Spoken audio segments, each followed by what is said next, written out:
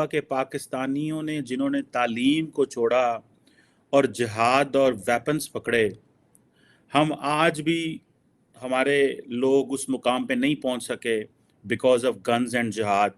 पाकिस्तान में भिखारी की तो पाकिस्तान में तो इंसान की भी इज्जत नहीं है, कोई भी इंसान हो। तो I believe that it's we are living in non living society. अब दिल्ली के अंदर अगर ये ऑक्यूपाइड हो रहा है तो सबसे बड़ी जो इसके अंदर बात है, UK prime minister Rishi Sunak में भी वो पाकिस्तान इंडिया विजिट कर रहे हैं, और उसके जो 2-3 पॉइंट ऑफ व्यूज़ आए हैं मीडिया के ऊपर वो ये हैं कि वो अपनी नेशन को, अपनी कंट्री को, अपने रिलीजियस को बड़ी आसानी से दुनिया में प्रमोट कर रहे हैं। अब आखिरी जो चीज़ है हाइड्रोजन, ग्रीन हाइड्रोजन, इंडिया दुनिया का सबसे बड़ा सिर्फ ग्रीन हाइड्रोजन का प्रोड्यूसर नहीं है, वो दुनिया का सबसे बड़ा ग्रीन हाइड्रोजन के इलेक्ट्रोलाइजर्स का मैन्युफैक्चरर भी है।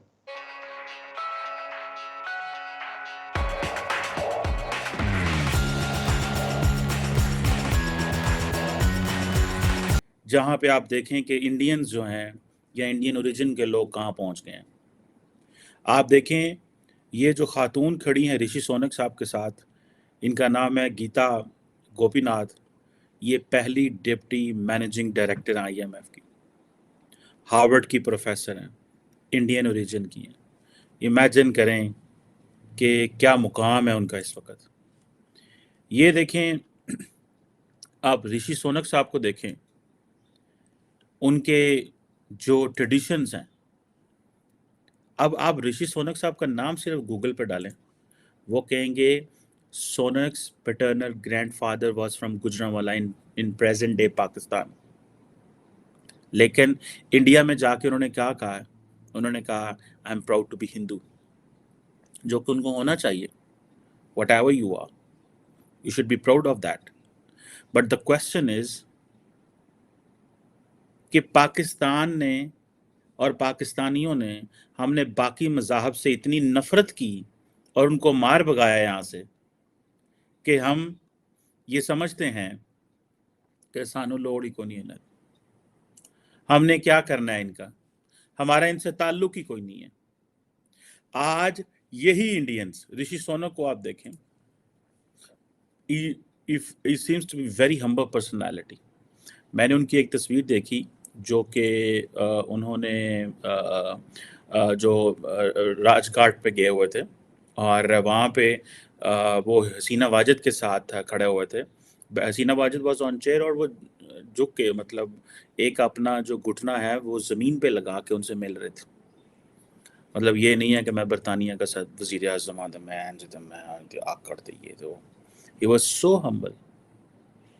मैं इस चीज़ को देख के हैरान और परेशान रह गया हूँ। इसको भी छोड़ें, आप इनको देखें। ये तस्वीर पूरी नहीं आ रही, ये अजय बंगा साहब हैं।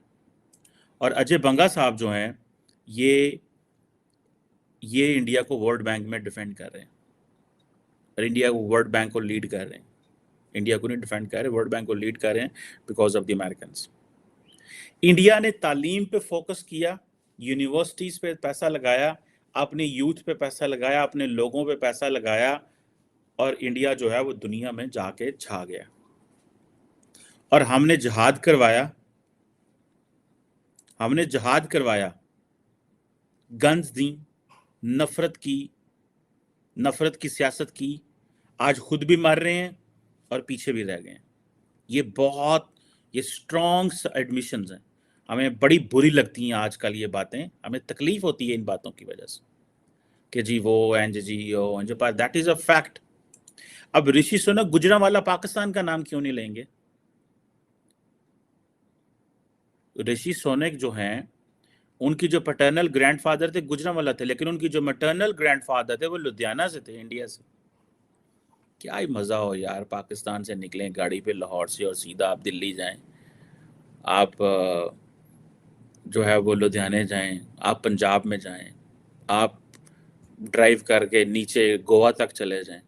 लेकिन हमारे कुछ बड़े अक्लमंद लोगों ने डेलिब्रेटली हमें इस मुकाम पे रखा और ना क्या, जुतियाँ खाओ तो जुतियाँ मारो, तो भुखे रहो तो सारा कुछ करो।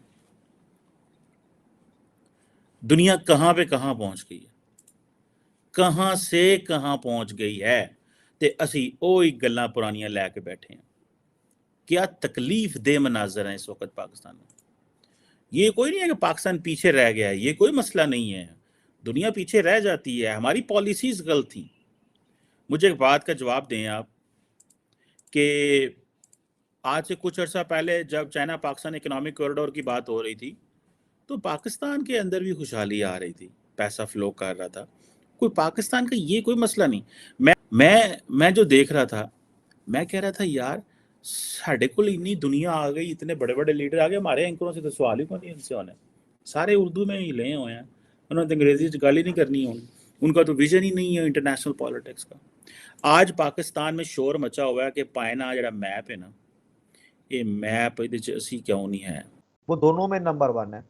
और रिसेंटली अप्रूवल भी मिल गया है तमिलनाडु के चेन्नई में ट्यूटिकोरन पोर्ट पे स्पेशल टर्मिनल बनाया जाएगा ग्रीन हाइड्रोजन को एक्सपोर्ट करने के लिए।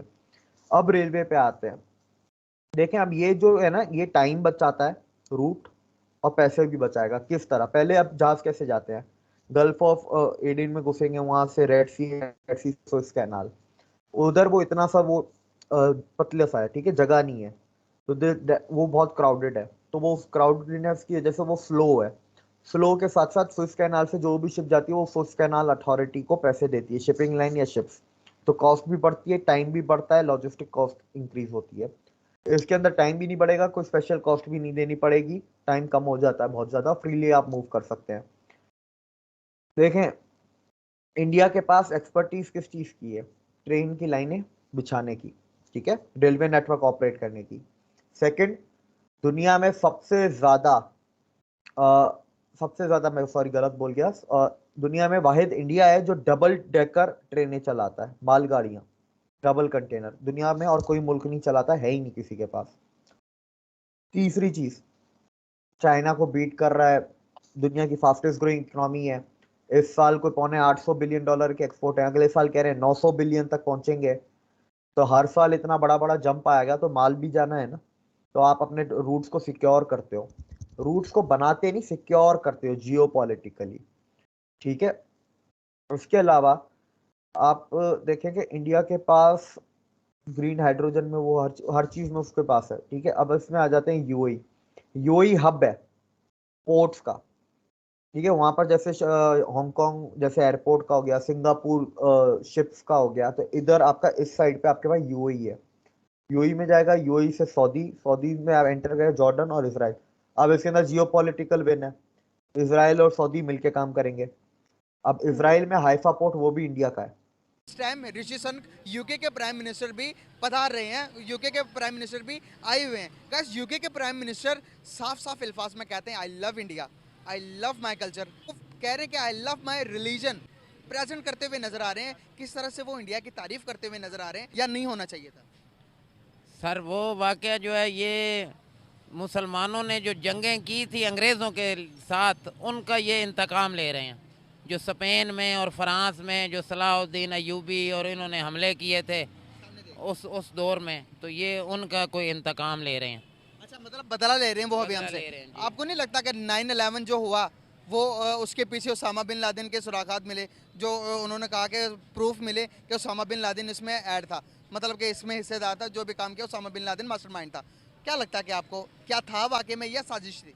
सर ये उसामा बिन लादेन कोई मुलव्वस नहीं था, ये सारी जी बुश एडमिनिस्ट्रेशन जो है, जो गैंग थी अमेरिका की न्यूयॉर्क की, यही मुलव्वस थी, ताकि अफ़गानिस्तान और इराक़ के तेल पे और उनके असासों पे कब्ज़ा कर सके।